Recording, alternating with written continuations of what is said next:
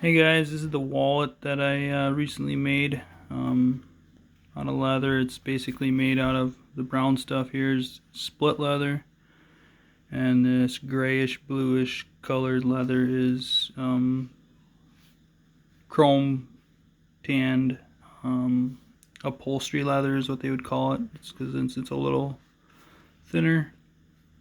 The project itself turned out okay, but as you can see, like, the stitching is not symmetrical.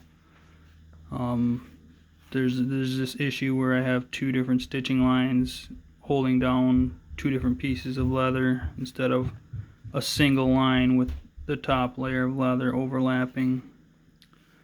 Some of the things I learned on this project was the most important thing, I guess, would have been to pre-plan better. Instead of doing, a single stitch for each piece on these pockets, I should have just done one stitch through all 4 pieces of leather and made it go all the way through the back there.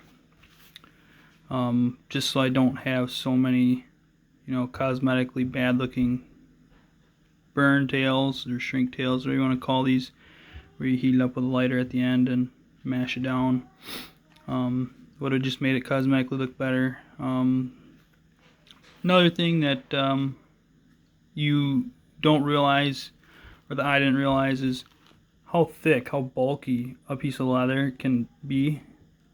I mean, to give you an idea, like, it's like 2 or 3 times the thickness of a card. And when you take that and you multiply it by 3, I mean, this is how big it is in comparison to, say, my thumb. It makes it a lot bigger than I expected versus this blue leather, or this gray blue leather, upholstery leather. As you can see, it's probably about the thickness of maybe one card versus, 2. So I think laying out and pre-planning your leather projects is extremely important if you want them to look good and if you want them to work correctly. One of the things that you'll also notice on this is the, I don't know how to put it. The uniformity is not correct, meaning, you have 3 pockets going horizontally here, 1 pocket right here going vertically. And the reason for that is simply put, I didn't plan for how much spacing you lose from your stitching. So you cut your piece to fit bigger than your card, but then you don't realize that you take off, or you forget that you'll lose roughly 1/8 an inch per side just for the stitching.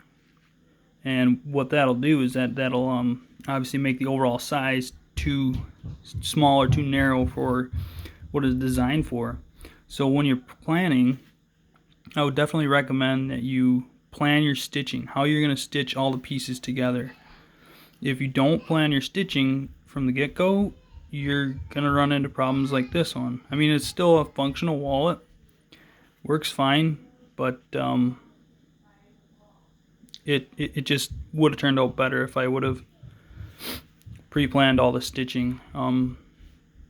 Yeah, if you have any comments or questions, leave them down below. Thanks.